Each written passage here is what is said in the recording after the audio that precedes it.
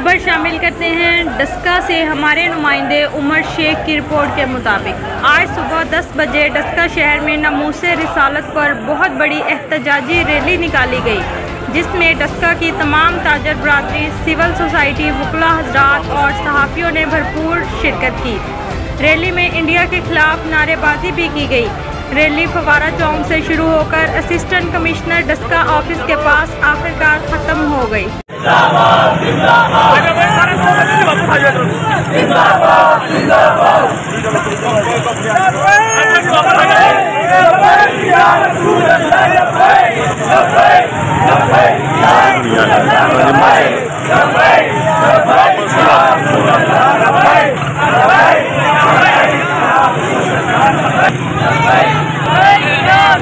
वापस इधर आओ,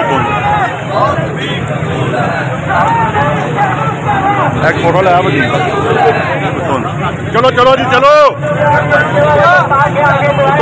चलते चले इसी दफ्तर के पास। वापसी से नहीं वापसी से उठे जाए तो हमारे नबी की गुस्ताखी करते, हम लोग फजूल मजम्मत करते हैं। हम मुसलमान हैं, हमारा ईमान अभी भी जिंदा है।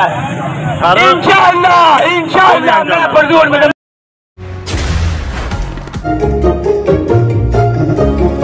अगर आपके रेफ्रिजरेटर की कूलिंग इतनी ही नाजुक है तो switch to PEL with Instacool, Pakistan fastest cooling refrigerator.